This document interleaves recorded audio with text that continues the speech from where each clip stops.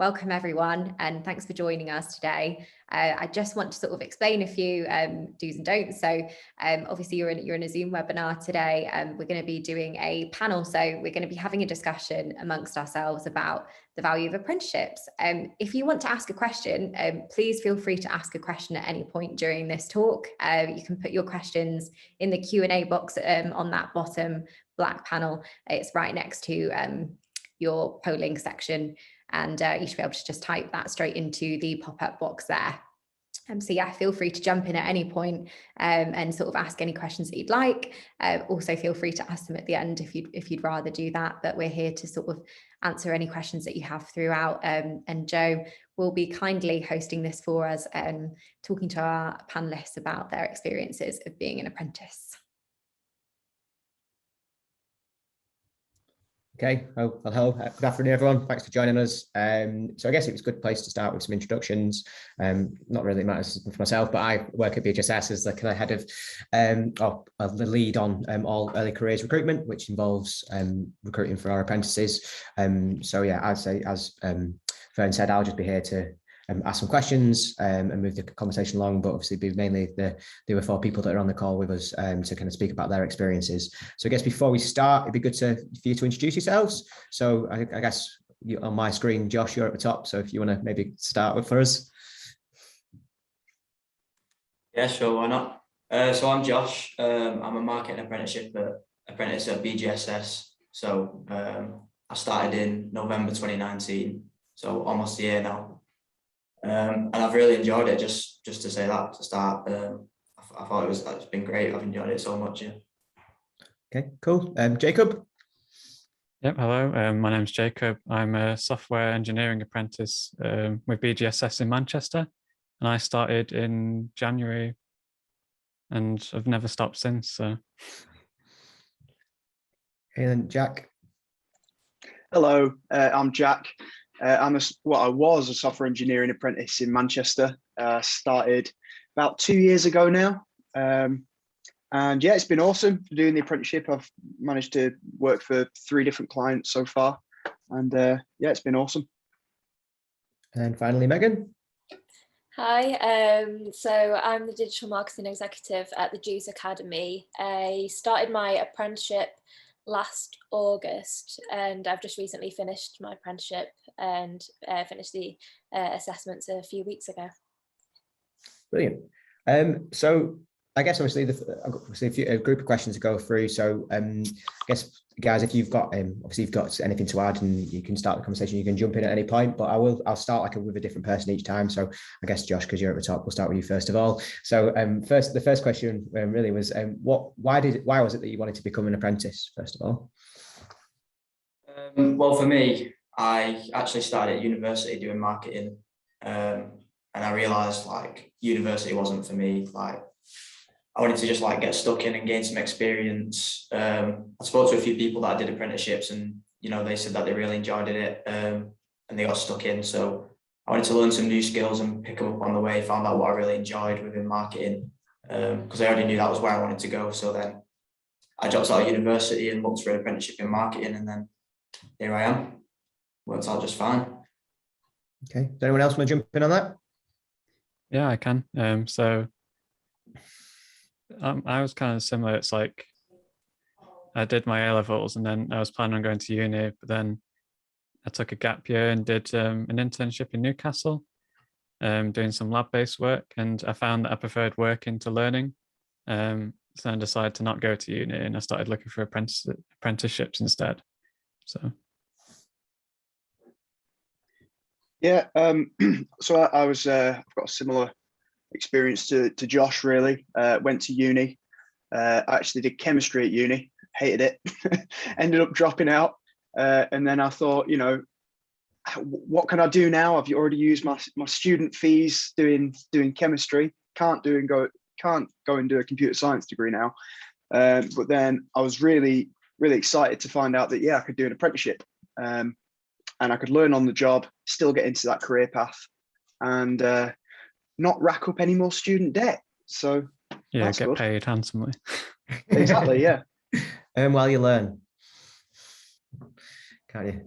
Okay, good, thanks. And Megan, I guess yourself. Yeah. So I actually did go to university, and I finished my degree last July. I studied music, and obviously finishing university in the midst of COVID, it sort of then gave me a bit of an opportunity to sort of have a think about what I actually wanted to do for a career, because I wasn't actually too sure. Although I've absolutely loved studying music, I didn't know what career path I wanted to take with it. And one thing that I did find that was quite consistent was my use of sort of social media and being able to market myself as a musician. But I wanted to learn a little bit more about how companies do that for their services or products. So that's why I sort of looked down the apprenticeship route, because with university, obviously it's dependent on what course and things you do. But I found that although I had like fantastic theoretical knowledge, I didn't have that experience. So that's why I thought an apprenticeship would be a really good route to go down. Okay, great. I guess you all kind of answered my second question anyway, because it was around kind of your background and what your journey was into an apprenticeship, and it kind of covered that around the reasons why you wanted to become an apprentice. So we might as well start with you, Megan. Now you're on my screen. So in terms of kind of throughout your apprenticeship, what have you maybe enjoyed the most, and what have maybe been some negatives as well? I've definitely found it really enjoyable being able to sort of learn new skills, but then be able to put that into practice straight away within the workplace. I found it really, really useful, and something that I've really enjoyed, being able to see myself progress from when I started in August, September to where I am now. That's been a really enjoyable experience, being able to put what I've learned throughout the lessons and the training into practice. In terms of negatives, I can't really think of anything majorly negative, but I suppose it's more of just a challenge, if anything, which would be managing the workload.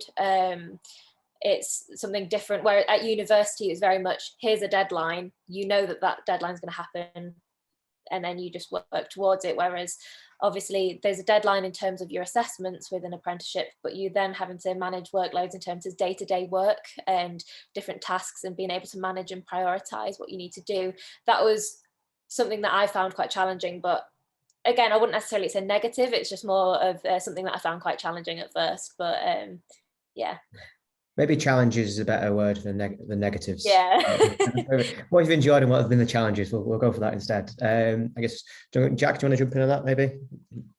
Yeah, sure. So the things that I've really enjoyed, managed to just get stuck in pretty much from day one. With the software engineering apprenticeship, as Jacob will know as well, you get a month-long training boot camp where you basically get taken from not knowing how to code at all to being proficient, reasonably proficient with one language. So I learned Java, and then I got thrown in on a project, and I was working with lots of like very professional people that all know the stuff, and so that was really good to get exposure to those sorts of people and their knowledge. Things that are challenging, similar to what Megan said, sort of managing the workload. So I personally found that as I was on a project and I was doing, real work for a client, that sort of became my priority. So there were perhaps like as part of the apprenticeship, you had to create a portfolio, and I sort of got into the mindset of, well, I'm at work now, I'm just doing the job. And so you have to remind yourself, no, I need to build up this portfolio and do all the, the sort of official apprenticeship things to pass the assessment. So it's finding time to do that. Although that said, you do get 1 day a week to work on all of that. So the time is there, you just need to use it properly. I guess, Josh or Jacob, have you got anything to add to that at all? I was just going to say, it's like, well, Jack and Megan have taken the words out of my mouth.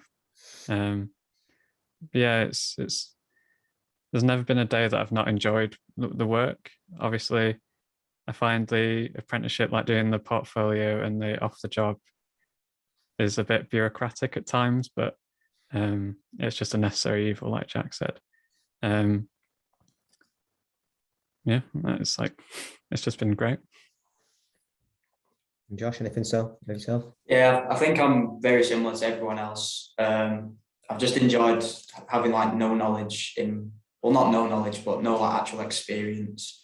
I like taking it like developing that so that I'm proficient at my job. And I'm currently going through the process of building my portfolio at the moment. But not really a negative or a challenge, but I think it was just a weird experience to go through the apprenticeship during COVID, and like my first day was like on a Zoom call with everyone, not knowing anyone. It was just that was the weirdest part for me, but yeah, it was still very enjoyable. It's well we're living now. Get used to it. So good, great. I guess that kind of some of the stuff that's brought up there kind of ties into the next question as well. So I guess in terms of the support you receive either through your employer or through the training provider, kind of how do you feel like you've been well supported, and I guess in what ways has that support kind of manifested itself? I guess maybe start with Jacob, just so people don't steal all your answers, mate. Yeah. So I think one of the Q&A questions actually is about our providers. So I know, like for me and Jack, we went through a scheme with Manchester Digital, which is obviously a Manchester-based sort of tech forum, I guess you could call it. I think, yeah, so it's like your support and like your experience will depend on who your provider is. I think your employer, I can only really speak for BJSS, but BJSS has a lot of support. And then you've also got the extra support from your other apprentices, and then those apprentices companies as well. So even though I'm with BJSS, I can get support from people at Auto Trader or the co-op just because of the network that exists. Yeah, it's like if I ever have a question, I feel like there's always someone that I can find to answer it.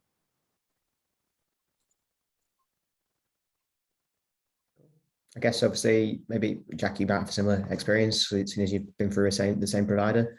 Yeah, pretty similar. So like Jacob said, our provider's Manchester Digital. So there's the mentor that you have for the 1 month boot camp you can reach out to. There's the other apprentices that are placed with different companies that you can reach out to. But then internally within BJSS, I mean, we've got so many developers that, you know, anyone is always happy to help generally. If you're on a team with people, which you hopefully will be, your team and your teammates will always help you out. And also there is like an apprenticeship coach within BJSS who's always happy to help as well. So yeah, there's loads of support. Yes, Megan or Josh, have you got anything to add to that? I guess you probably had different experiences. So I suppose with myself and Josh, because we're doing the same qualification and with the same provider, we've got the Juice Academy, and then the Juice Academy's partner company, which is Apprentify.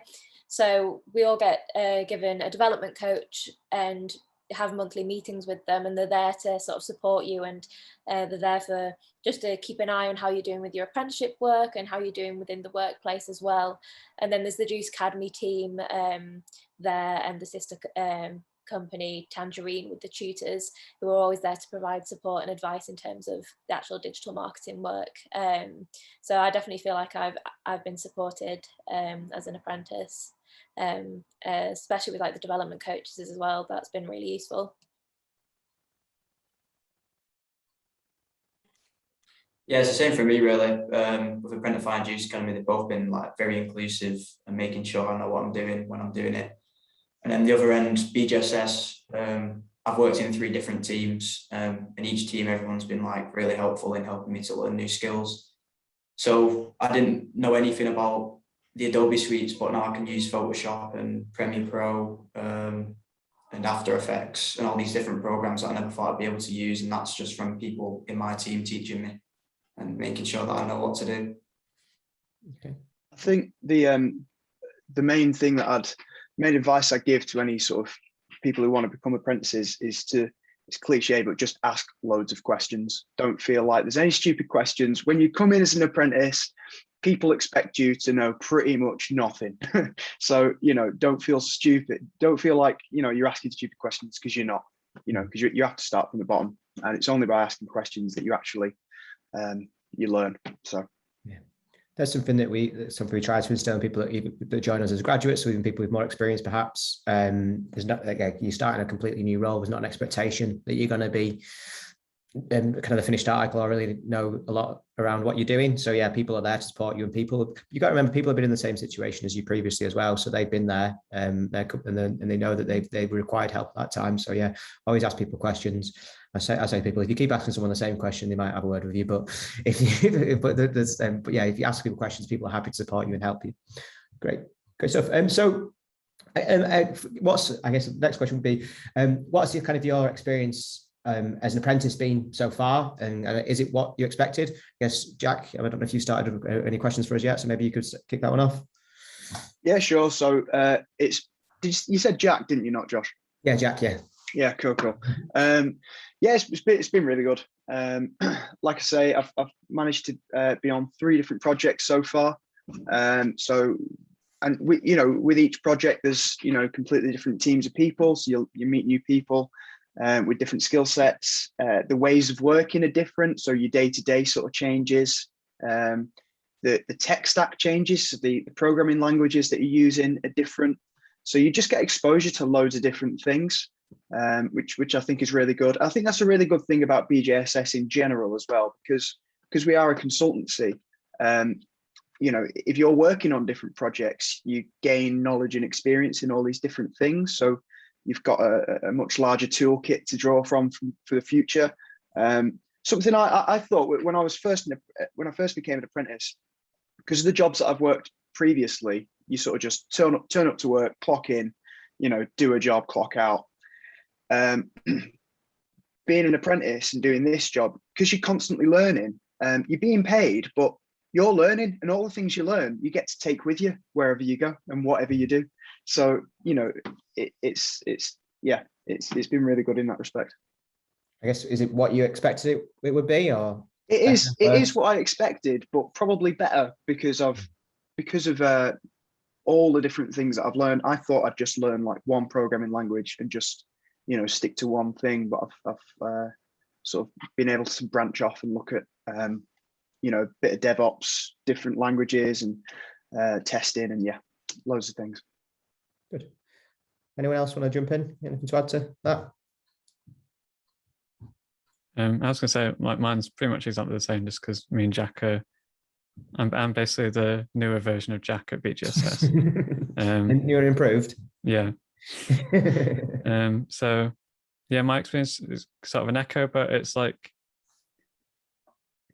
I think it's not what I expected, because I sort of expected, maybe it's just because I was a bit unaware, but when I heard like software engineering, I sort of thought, oh, it's just day in, day out writing code and then that's it. But I think as an apprentice, your employers want you to be as best as you can be. So it's like at BJSS, they'll train me, like Jack said, they'll train me across the full stack. So doing like programming, doing testing, doing front end design. It's like they just want me to be a really useful asset. And that's what one of the benefits of being an apprentice is you sort of a blank slate that they can chisel out.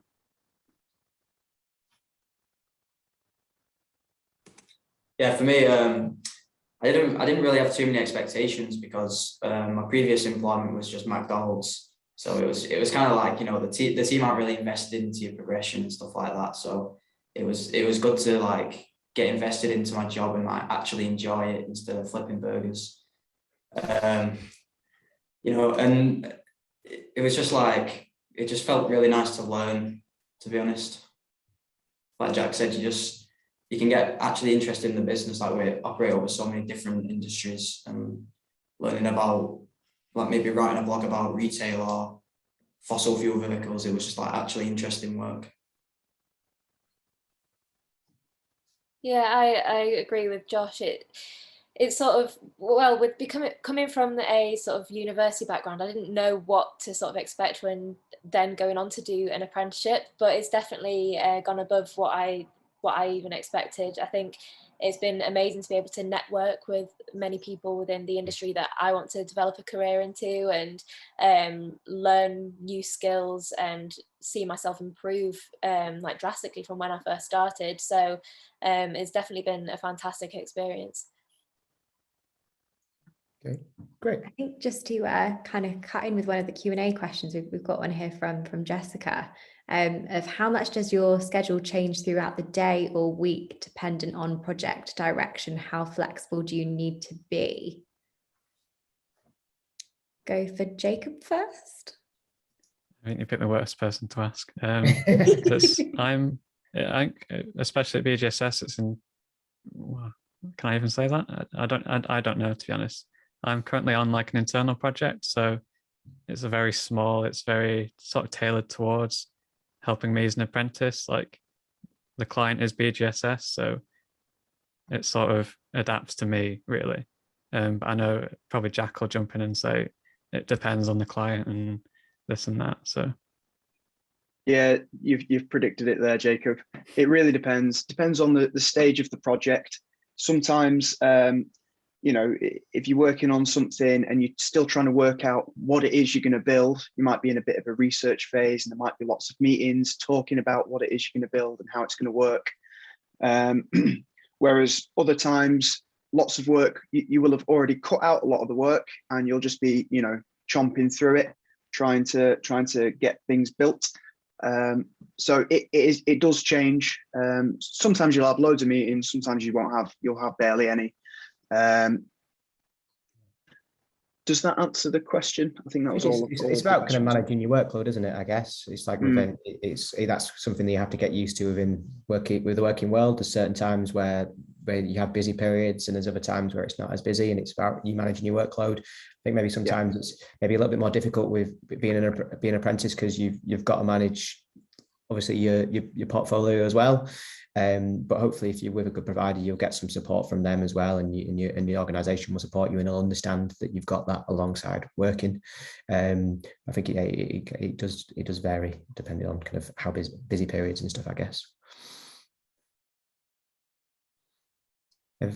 Josh or Megan, anything else to add to that, or would you like a new question? Yeah, I think I'd just say that like every day is different. Some days I'm flexible because I've not got too much to do and I can focus on apprenticeship work, and other days I'm bogged down with loads of marketing work that I need to get done. And either or is fine by me, really. I enjoy doing both. Yeah, I find that there's things that are sort of consistent and that I will have to do weekly, and I know that that's set, whereas there's things where I'll be working throughout the day and then something will crop up, or like a new project that I need to do that I need to jump on or prioritize.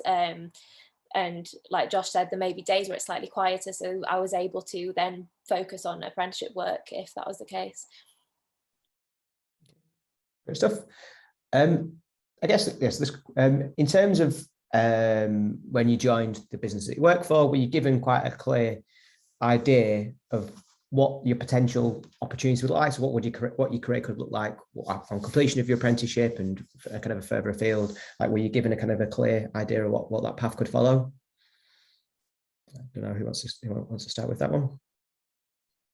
Josh, what will you? Yeah, sure. It wasn't right at the start that I found out, but speaking with my manager, he said that obviously they had no intent to take me on without keeping me on. Because if you're good at your job, then they want to keep you on. So they want to see me progress and do well in my career at BJSS. And then if I'm going to move on in the future, then I'm going to move on. But they want what's best for me. So they really like invest into your career.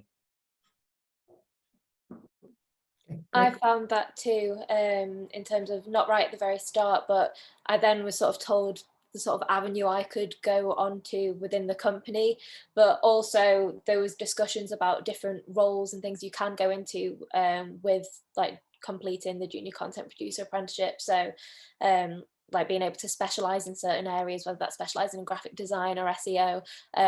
So it was nice to hear sort of a wide variety of different career paths you could go into just from doing the qualification. Yeah, when I joined, I was sort of told that you can sort of change paths slightly. So like there's another apprentice, ex-apprentice now, who was a year ahead of me, and he came in through the software engineering route, but he's now become a tester because that's what he was more interested in. And I think, like Josh said, they're investing in you, and they wouldn't take you on as an apprentice if their intention wasn't to keep you, because they're investing all this time and money into you. and yeah, if you're good at the job, then they keep you. So Yeah, I just want to add to that. It's like it's very much, people can see that you've got a good mindset, and at the end of the day, if you're the type of person doing an apprenticeship, you're very likely to be very adaptable anyway. So they know that keeping you on could not even, it could be a different project, it could be a different capability like testing, or it could just be in a different office. So a lot of companies will want to see you succeed, and they will make arrangements for that. Yes, did any of you have a clear idea of what it is that you wanted to do when you started your apprenticeship, and has that changed at all? I think for me, it's like I went in because I enjoyed like trying out software on my own. So that's sort of the idea. I wanted to carry on that, but earn money and actually contribute to like a project at the same time. But it's kind of changed. I've kind of gone off that into a more sort of general view. It's like now I don't want to sort of trap myself in, well, traps are a bad word, but I want to keep my options open now, and BJSS and a lot of other companies will encourage that. So I guess something that ties in directly to your apprenticeship, what sort of qualifications do you all receive from you for your apprenticeship? And I know we've touched upon it kind of on a few of the other questions around kind of your portfolio, but what exactly is it that you're required to do in order to kind of achieve your official qualification? I don't know who wants to start with that one. So Megan, do you want to go start with that one? Yeah, I'll start. So it'll be very similar for Josh as well. So the qualification that we receive is the Junior Content Producer Level 3. And in terms of what we have to do in the assessment, so obviously you're working day to day and you have to complete 20% off the job training. So anything that you don't complete normally in day-to-day work life, so that could be going to certain meetings or going to a particular event. I know that I've done some live tweeting at events, so that would class as putting that into my self-study log. So it's things like that, building up your portfolio. And then in terms of the actual assessment, there's 3 areas. So there's the workplace observation, which takes about 3 to 4 hours, where the assessor will view you working and doing your day-to-day tasks, obviously completing a set amount within the criteria, but it's more of them viewing you and you sort of explaining what you're doing and why. And then there is a set brief test. So on the day you get given a set brief and you have 3 hours to create a presentation and create a pitch about what this particular client is wanting. And then you present that and you've got about an hour to do that. And then there's a professional discussion where it's more of an interview style, where they ask you questions about your apprenticeship and what you've completed, and that takes about an hour. So that's the sort of official assessment element of it, but you sort of building up to that point through creating your portfolio and sort of getting as much experience as you can. Great, thank you. So yeah, for the software engineering apprenticeship, your portfolio, you build up, you've got a list of technical competencies that you have to meet. So things like writing good quality code, testing things properly. You know, there's like 14 different technical competencies or areas of technical competency. So you write a portfolio where you just write up bits of work that you've done that you think display those technical competencies. So that's your portfolio. You also have a software methodologies exam, and then you've got a week-long project that you do where you get given a brief at the start of the week, and you know the brief says build this, and so you build it over a week, and then you have like an hour-long interview where you sort of talk through the assessor what you've done, and then at the end of it you get a level 4 qualification in software engineering from BCS, who are the Chartered Institute for IT, I believe. Yeah, I just want to add a big point about apprenticeships at the moment is that they're growing and becoming really sort of popular. So since Jack's done it, it's changed a bit. So it's like you don't do a software methodologies test anymore, and now the final synoptic week has changed. So it's very much an evolving I don't know what we call it. Like the apprenticeships are evolving all the time. So that's one thing to keep in mind. What we say might not be true when you start your apprenticeship. I'm jealous that you didn't have to do that exam, Jacob. Alan made me do it anyway, just because he thought it'd be beneficial. Yeah, I guess obviously one of the key things about an apprenticeship, alongside just receiving a qualification like your degree, is the work experience you get alongside it, isn't it? Obviously, that's probably more invaluable than the actual qualification itself. Obviously, it's nice to have a formalized qualification, but I'm sure most of them don't put words in their mouth, but I'm sure they'd probably say they've learnt more on the projects they've worked on rather than the actual training that they've done that's been formalized. And obviously, it's really good for you to have that experience when looking for roles in the future. Okay, great.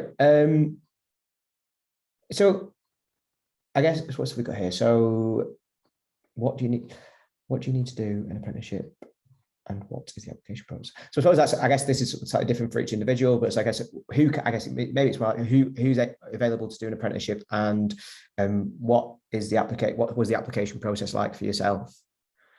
It's like, who's it open to? I think, well, I probably answer that. So it's open. I think pretty much it depends on the level. So there's a range of different levels of apprenticeships that are available for people to do. So all the way for like a level 3, I think, is equivalent to A levels, is it? Or yeah, and then obviously they go all the way up to kind of level 7 or 8, which is the same as like a master's degree. So there's lots of different levels, and obviously depending on what level you join depends on kind of what qualifications you have beforehand. I think for most of them you have to have passed your maths, science, and English GCSEs. But other than that, a lot of it comes down to actually what the employer themselves are looking for. So obviously the employer actually looks at the individuals, but there's some basic requirements that you can do to get on apprenticeships. I think with certain providers, if you've not actually got your maths or your English or your science GCSEs, there is actually some tests they can incorporate into your apprenticeship itself. So obviously if you actually, so don't worry about it, or like go and ask a provider, they want to be able to support as many people as they can. So there might even actually be a test you can do alongside your apprenticeship to get whatever level that would be in terms of that qualification. I guess, yeah, so what was the kind of the application process like for each of you? I don't know who wants to start there. I'll start. So it was slightly changed from how it used to be, but due to COVID, it's obviously all remote now. So the initial application was a set of questions, and it's more to sort of find out more about your creativity and a bit more about you rather than your skills. So it was sort of asking questions like, describe yourself in a tweet, what emoji would you be and why? And then once you've hopefully been successful on that stage, I had to create a 2-minute video answering a few questions about myself, so this video could be sent to employers. And then alongside that, we'd have to do a like an initial assessment of maths and English, and it's just to make sure like you get a certain level with it. It's with the BKSB, and so once that's completed, it's a case of that gets sent with your initial application to the employers, and then the employers review your application and then decide whether they'd like to interview you or not. So it's more of a remote thing. However, previously it was more of a boot camp, so apprentices would go to the academy and meet with the employers, and it would be like a speed networking session, but it's all moved remotely, and that's the process that I went through. I guess I can go with mine. So mine was, I think I interviewed October 2020. So that was like still in COVID. And so it was all virtual, and it was kind of, it's weird to, I think the word Megan used was like speed networking. I think that's the best way to describe it. So it's like the morning was spent talking to different companies and talking to other potential apprentices. And then we had like a very informal sort of coding activity. So an engineer from Auto Trader sat down with each of us, and then just put us on a task, and then was actually sort of, there's a concept called pair programming, where it's sort of one person types the code and the other person sort of has input into that. And that was a very sort of informal way for them to get to know you and see sort of how the way you thought was. And then after that, depending on whether they liked you or not after that, whether you had a good attitude, they then had further interviews. And then it was, depending on those interviews, you could get one job offer from one employer, or you could get multiple, and then you would choose which employer you went with. So it was very relaxed, to be honest, compared to a lot of other job interviews I've done. Like there was no tests or anything. It was just a very relaxed and sort of non-technical way of doing it. Yeah, I just want to add to what Jacob said, really. So he mentioned that there was a coding exercise, and you sort of pair program with someone from a company who's looking to take on apprentices. To prepare for that, generally, because I don't know if there's some of you who are interested in doing a software engineering apprenticeship, you do need a little bit of coding knowledge, but not a ton. I think Manchester Digital asked for you to learn a bit of JavaScript. So the way that I prepared for that is I went onto a website called freecodecamp.org and just worked through some of the basic JavaScript course. And if you can just work your way through that, then you'll know enough JavaScript to do the exercise. And they're also not looking for you to be an expert in JavaScript or coding. They're more looking to see sort of how you think about problems, how you think them through, your attitude towards the problem. You know, if you give up straight away or if you keep trying to make it work. And also, you know, what you like to work with, because on the job you will actually do pair programming. So what are your communication skills like? Are you talking the problem through? Those sort of things. So I think some people come into it thinking, oh, I need to be, you know, a JavaScript whiz, but you don't. It's more about how you work and communicating, that sort of thing. Yeah, you said what I was trying to say. Yeah, but my process was practically the exact same as Megan's.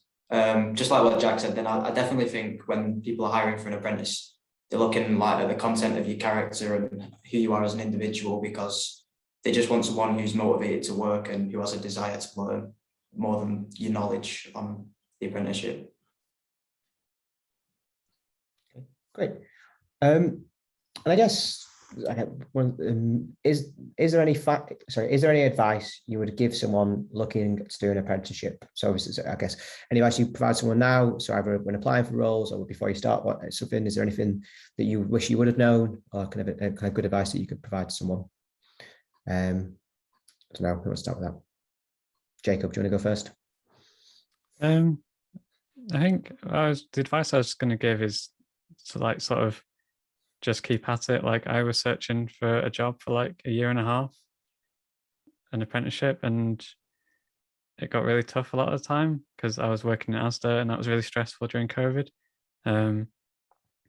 But looking back, I've got no regrets about what I did with my time before the apprenticeship, because now it's like a new clean slate. I feel like a totally different person in some ways. And like just attending events like this is like a great step forward. It's a great first start for a lot of people. That's how I like first became aware of apprenticeships, was attending an event like this. And then that helped me learn more about different employers like BJSS and Auto Trader. So just try and get yourself out there as much as you can, and don't be afraid to, or don't be embarrassed or afraid, or worry about anything about yourself that already pre-exists, because an apprenticeship will change you into a much better and a much more employable person in the future. For me, I was quite lucky. BJSS was actually my first interview looking for an apprenticeship, and I got the job. But from everyone else that I've heard, it's just like, just stick to it and apply. And if you don't get a job at an interview, don't see that as a bad thing. Just try and take it as a learning curve. Ask where you could have been better and what you did wrong. And then use that to be better in your next interview and hopefully get the job.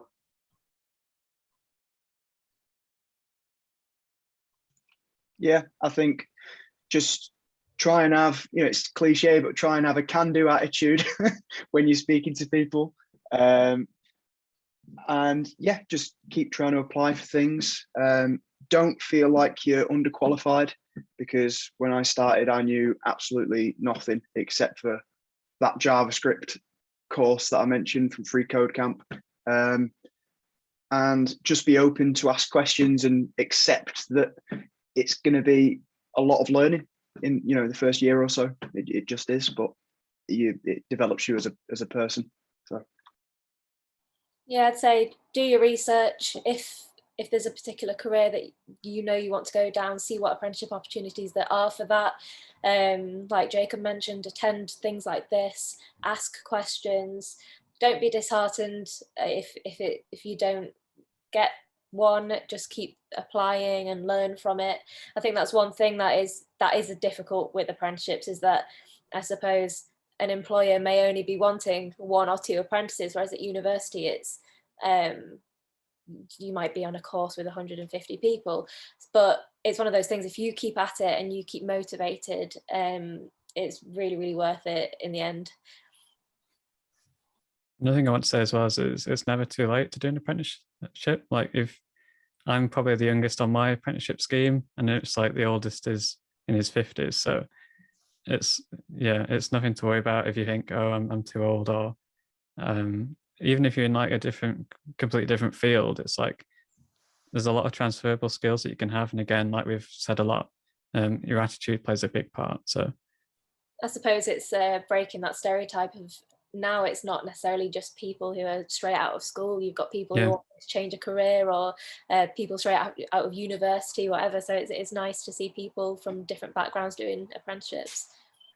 But definitely, I think, yeah, we see that a lot more. Obviously, myself working in recruitment, you get a lot more applications from people who perhaps have come from a different field, and it's a great entry point into people, because I guess there's, especially maybe if you're looking to move into something that's a particularly technical role, like Jack and Jacob do, there's always an expectation that you've got a certain level of experience. Whereas if you start as an apprenticeship, you are starting at a lower level. And yeah, I think organisations, appreciate that it's a really good opportunity for them to bring on board people that they might not be able to otherwise, and they get some support in terms of the training that they receive.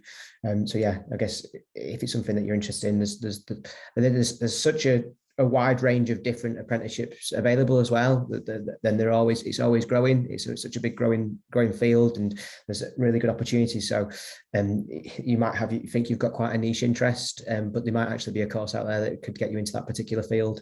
I was looking in them, and you can do like organ repairs, like in terms of not like a church organ, so which is very, very niche. But so there's lots and lots of weird and wonderful apprenticeships out there. So I think that there's like a national database where you can actually look at all of the standards that are available, and it gives you some options for the training providers that deliver them as well. So it might be, if you obviously are thinking about doing it but you're not really sure what you want to do, that might be a good starting point.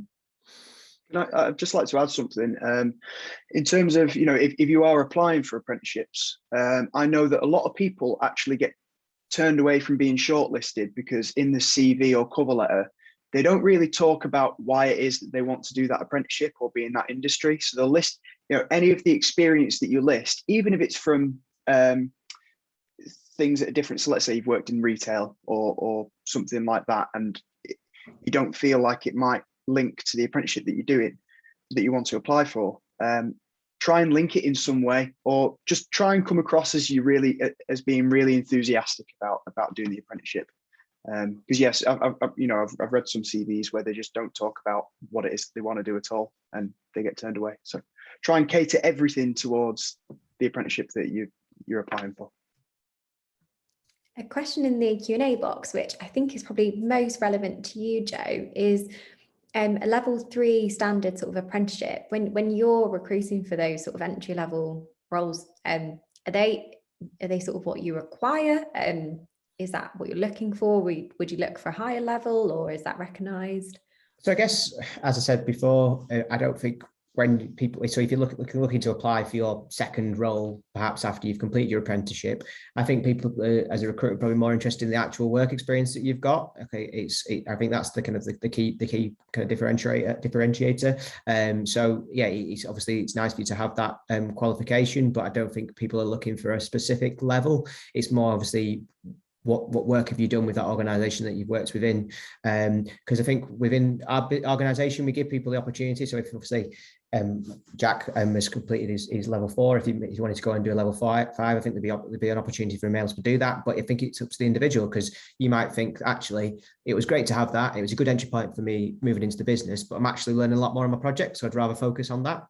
And once you've got a few years work under your belt, I think there's definitely a shift in the world. So I think certain organizations perhaps used to focus on kind of graduates or people that had certain qualifications. I think there's been a shift in mindset around that now. And I think that work experience is always going to be kind of more important if it's relevant for the role that you're applying for. Oh, that makes total sense. And then we've got another question. Were any of you expected to do a formal test on codality or something similar before you were accepted for an apprenticeship? I guess it's more relevant towards yourself, Jack and Jacob. I don't think we weren't required for the scheme that we did, but it's for other apprenticeships. I did have to do like online tests and like very basic JavaScript or Python.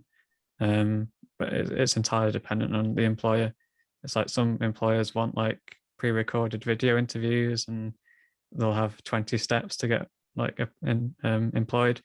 But for ours, it was really streamlined, and they didn't expect you to do like too much coding or anything beforehand, because that's what the apprenticeship is for. It's to teach you how to do that. So I think sometimes it depends on the employer, but also the provider as well, because certain providers have like a different level of expectation in terms of the experience they need from an individual. So I guess it depends, who your training provider is, but also so your employer might want you to do a separate test as well. So I think it depends really. Yeah, that's right. So Manchester Digital have you do that the pairing exercise, the like coding challenge. But again, it's not strictly a test of your knowledge of the language. It's more just how you work through the problems. And yeah, Joe's right. I had an interview with another company afterwards, and they did ask me to do like a separate coding challenge to get onto the apprenticeship scheme. But yeah, so it depends on the employer. Interesting. I suppose from Megan and Josh, your sort of processes, did you have any formal tests in your applications? Not necessarily a formal test for my case anyway. In the interview, I had to do a small task, which was basically I had to look at the company social media page, and then the following day discuss what I would do to change about it, what I liked about it, that kind of thing, any new project ideas that I would think of sort of doing based on looking at the website and the social media pages. But again, that was specifically for me, but I think again it depends on the employer, particularly in like their interview process. But before that, there isn't necessarily a formal test or task that you have to do. Is that the same with you, Josh? Yeah, it's the same. Yeah, it's like Megan said earlier. I had to do like an English and maths test just to check like you were like a foundation level. Yeah, that's about it. Amazing. We just got one more question here, and I suppose it's along the lines of, do you feel like your apprenticeship sort of has made you feel more confident in getting sort of those more senior roles and going for those more senior roles sort of rather than university? Or do you think that you're sort of at the same level as you were when you did university, those that went to university, or those that went straight into it? Do you feel more confident or less? It's my question basically. I feel more confident. Just because of the experience. Like Joe said, it's just experience is very valuable. And I think everyone looks for experience, and just knowing that I've got the knowledge from learning on the job that I can apply into the job makes me I think it makes me a lot more marketable and hireable. From a software perspective, I mean, I didn't do a computer science degree, but I have spoken to quite a few of the graduates that we've got here, and I'm probably lacking a lot of the more like mathsy theoretical side of computer science. But in terms of actually writing software, I think that apprentices are actually probably better equipped because you're doing it day to day throughout the whole scheme. So I've certainly never felt like I'm at a disadvantage after doing the apprenticeship. I think it's been really good at like equipping me to do the job. Yeah, I'm exactly the same. It's like it's like school and university is completely different to what it's actually like. Well, at least for like programming or software development, it's sort of completely different experience to when you're actually doing it in the real world.